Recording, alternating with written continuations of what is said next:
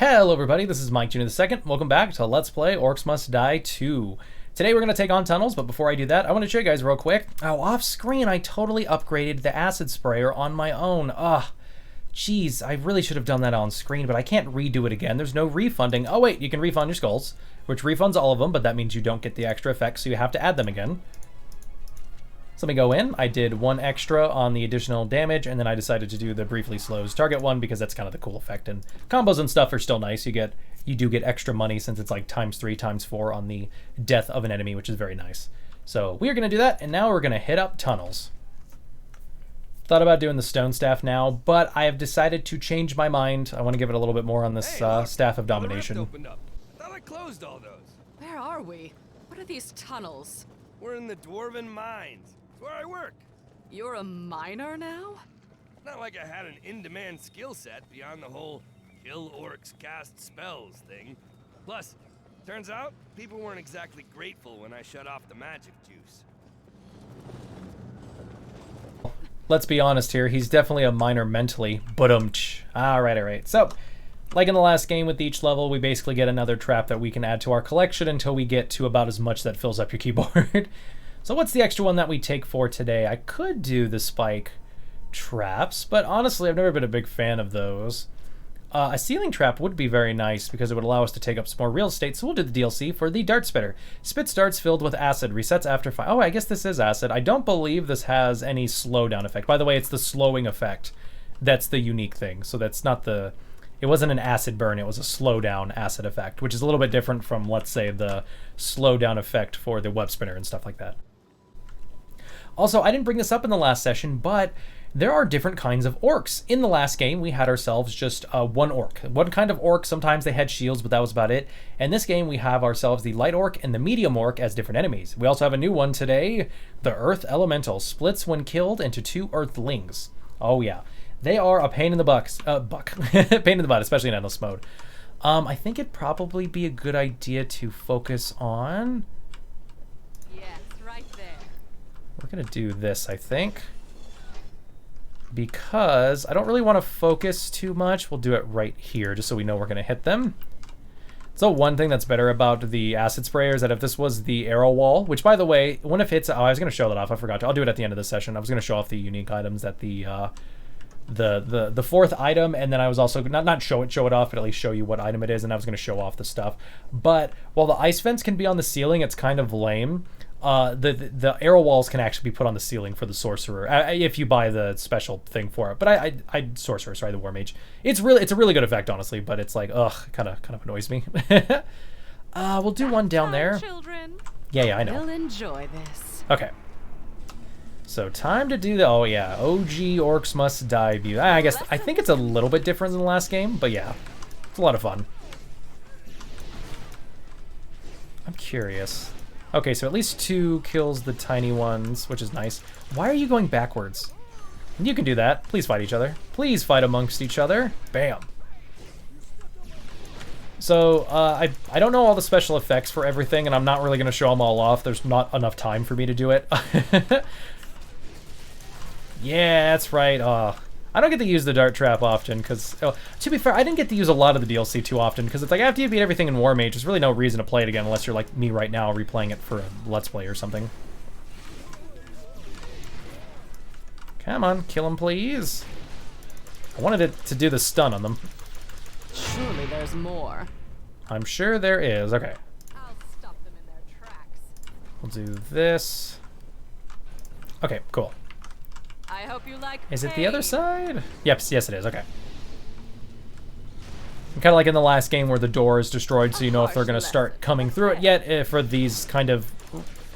I don't even know what you'd call these kind of rift portal type things, but for these ones they'll do an interesting thing where they kind of break up from the ground. There we go. But yeah, no, I had a lot of fun replaying the original Orcs Must Die. I was actually watching Psyched while playing it, which was a lot of fun, actually. I don't know, I don't know, I swear I have like ADHD or something, but like, when I play a game, I have trouble not doing something, like, sorry, if I can't just watch something, I have to play a game while I watch something. I don't know what it is, I just have like a thing where I just always have to listen to stuff. I put that one. I don't want to. Step into my I don't want that to be the sprinklers, little exact orcs. same spot, but want to get some more damage on these guys.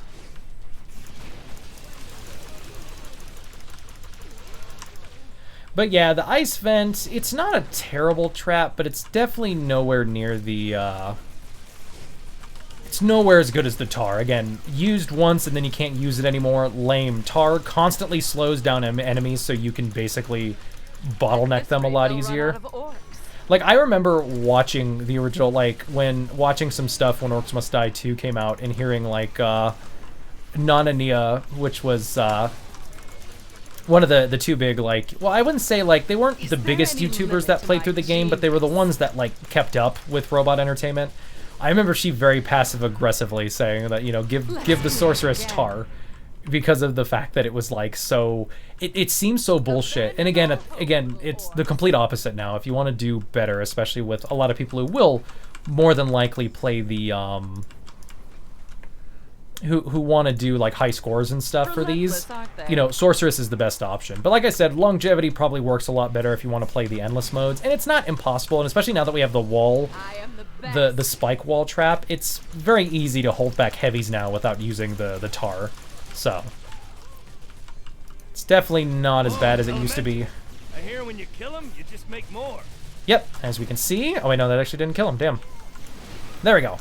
And as you can see, when they die, not only do they leave behind some stuff, sorry, they bring back their little friends, at the same time, they don't, like, let's say they were burnt before they died, the Earthlings don't get burnt anymore. Which definitely kind of sucks. There we go, there we go. I'm happy I put these things back here. Can I lay another one at all?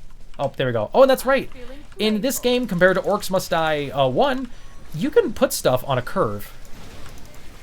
Hey, you. Please fight the other enemies. I find it funny that she said she couldn't mind control a single orc, and now she's able to charm them, which... I mean, it's not full mind control like the way it was in the last game, but it's kind of the same. Alright, almost done with this level. But it's... I don't know, I always thought it was kind of funny. It's also the fact that the enemies don't, But, I was gonna say something. I forgot what I was gonna say.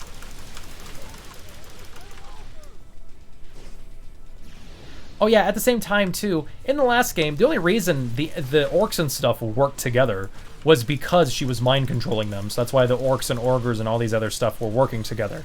But in this game, for some reason, they're just like, yeah, we're working together, whatever. I mean, it's not that hard to be like, okay, what happened is that the sorceress made it so that the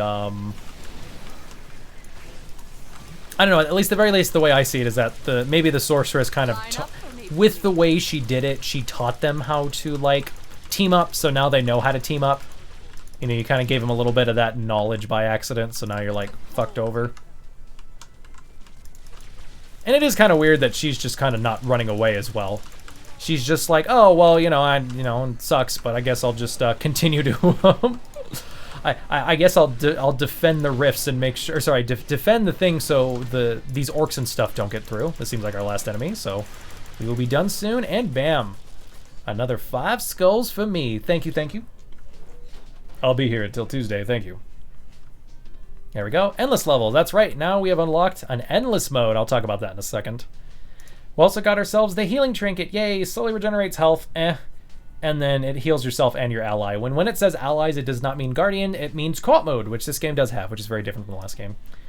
But anyway, let's look at this. Part-time 6, okay, I definitely didn't do it super, super quickly, but since you can come back to these at a later point, these aren't too hard if you don't get them the first time. We also got ourselves our 200 career kills, 300 career kills, and a new high kill streak. Okay, so if you do you have a new high kill streak, you get a little bit. So that kind of gets... You know, probably best if you could, like, you could probably get the most skulls if you just fucked around and instead, like, tried to optimize it, but I wouldn't do that. And untouchable again, I did not get hit, nice. Alright, so let's go to the campaign menu and let's talk about, geez, 15 skulls, oh yeah. Can't wait to be, I will be grinding up off screen so I could get what I want, because I really do hate not having full power at everything, especially for this stuff, because I try to do this right away, but, I mean, I won't be able to grind up a lot, but I'll grind up a bit. But anyway, over here, you can change different things. So, first things first, you have yourself endless mode. With Endless Mode, every time you defeat a certain level in the main game, you unlock parts of Endless Mode. And I think you have to defeat everything in War Mage story mode to be able to get the. I believe there's 5 unique Endless Modes that aren't in the story; they're only in Endless. And then everything else down here is actually from the DLC. So the first 3 are fire and water. If I said fire and ice earlier, I'm sorry, it was fire and water. And then these 3 are from the Family Ties, and then the last 3 are from Are We There Yeti, which are right here. We also have ourselves Classic. If you have Orcs Must Die 1 on Steam, you get yourselves the Classic game. So basically what this does is that you get to replay the original game.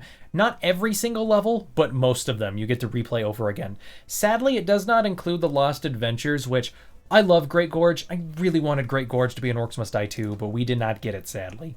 So, again, not every single one of them, like the Tower, which is a very popular one, did not end up in here, but they were able to get it figured out, so we got it in Endless Mode. So it's only in Endless Mode, but still, it's pretty cool. And then we have ourselves weekly challenges. So every week there is a different challenge. It kind of rotates after a while, so I don't think they've been doing this since all the past 8 years. But you can get yourselves 5 new skulls, and then it's actually super unique. So even if I was War Mage, I believe this Dance for Me will actually also include the Sorceress as well. I will not do the weekly challenges whatsoever because I don't really care for them, honestly. I like being unique with my setups, and being forced in this kind of a challenge way isn't something I care for. But again, I don't think it's bad or anything. It's nice. And then we have ourselves Fire and Water, which are, so for the DLCs, basically, there were 3 unique levels. And then, yeah, so there's 3 unique levels for each one of them. Fire and Water, Family Ties, and Are We There Yeti? So we will go, I don't know if I definitely want to do the story. I kind of want to do Classic Mode as well. I don't know when I will hit up the DLC, but I will do it at some point, but not right away. Story Mode is my main focus right now. And then, like I said, I don't really care for Nightmare and stuff like that. So, yep. But that is that for the game. I can't think of anything else to talk about. The only thing I can really talk about is the way Endless Mode worked for the DLCs is that the way it worked is that you had yourselves, so there are 3 different kinds. The way it worked is that you got yourself a Endless Mode of one of the original Orcs Must Die levels. Then you got yourself an Endless Mode of one of the Story Mode levels of Orcs Must Die. And then you had yourself an Endless Mode of one of, say Endless Mode, I mean Endless Map. Endless Mode map of one of the new levels. So West Wing was the level that came in one of the Fire and Water DLCs, and then the Library, if you remember, was one of the Orcs Must Die levels, and then the Crossing will be a level that I think it's the next one. If it's not okay, no, this is Chasm. The one after this is the Crossing. So yeah, so that's the way that works. Now, real quick, I would like to talk about the differences between each one. There's one more difference I haven't really talked about, and I'd like to show the War Mage differences. This is the unique weapon you can buy for the Sorceress, and this one fucking rocks. Randomly transforms enemies, so most of the time you have a best chance of not getting the reverse. So like you could possibly transform an orc into an ogre, which sucks, but a lot of times, especially if it's the bigger enemies, you'll more than likely transform them into something smaller and possibly even a chicken. So here we go. Secondary transforms you into, then secondary makes you transform into an ogre. I haven't used this a lot, but it's still very nice, especially for Endless Mode, because you can basically instantly defeat a lot of enemies. And yeah, secondary transform you into a Frost Ogre, which deals ice damage, and then this one does the Fire Ogre for fire damage, which is pretty cool. And now, real quick, I'm going to go back. Where's it at? Back. Here we go. Okay, characters. We're just going to go my OG playthrough. Look at that, 210,000 orcs. My goodness, what have I done? All right, so we're gonna go through not characters. Play. Here we go. So, yep, and again, this is specifically a Sorceress weekly challenge, by the way, so if I played this as War Mage, I'd still play as Sorceress, so keep that in mind. Just wanted to bring that up. And then Spellbook. So, the weapon that you get uniquely for the War Mage is the Dwarven Hammer. Attacks enemies up close, and then a Whirlwind mode where he just spins in a circle, basically. Take less damage while using Whirlwind, and then a primary attack stuns enemies. This one really isn't that great. I think it does explosive damage, which is nice for the Earthlings. That just makes it so fucking convenient to defeat the Earthlings suck because you need to do explosive damage, and not a lot of weapons have that. Here is the Blunderbuss, which is basically the equivalent of the Staff of Domination. Primary attack the enemy at a distance, and then you can launch a grenade with the secondary. Very nice weapon. The primary attack can sometimes cause the targets to briefly bleed, which is better for doing combos, but this one's also nice. It can knock back heavy enemies, so sometimes as long as you hit them in the proper part of the cursor, they just fall over. if they survive. And it's super nice to just kind of pause certain enemies. They just kind of ragdoll over. It's pretty fucking funny. And then real quick, I want to show off the other unique stuff as well, such as the traps. Here we go, tar. So it costs less with this, enemies are slowed even more, and then the tar trap slowly persists briefly after enemies leave the tar. So yeah, this one's obviously the better one, because usually when you put down tar, you put down a lot of tar. And then where's my good old buddy, the arrow walls? Here we go. Arrow walls sometimes set enemies on fire, which is really nice, and then sometimes chills enemies, reducing their movement, which is also really nice. And then for this one, you can also put it on the ceiling, which is super cool. I think one of the best examples of that, because like that's not something everything has, but one of the best things you get is, where's it at? Here we go. So when you get your hands on the shock zapper, you can put them on the wall. That makes it so convenient just to like place it near the end of like a rift level or something. So if an enemy gets through a zap, they're dead. Just fucking amazing. It's awesome. But anyway, I think I'm going to call it quits for the session for today. I do hope you guys have enjoyed, and I hope you guys enjoy my, I guess I'm going to try to make it a quick play. I definitely will not beat this game. I probably won't even record it all before Orcs Must Die 3 comes out on Steam and other platforms, but I really wanted to showcase for you guys, and I do hope you enjoy it. And then there might be some changes to the audio and stuff after I am done with this session today. So I do apologize if the audio changes up a bit, but I want to get it to sound as good as possible, especially since you can't hear fucking anything in the last game, and it still sucks there's no subtitles. So, but anyway, I hope you guys have enjoyed. I will catch you guys next time. This is Mike Jr. II, signing out. Take it easy, guys.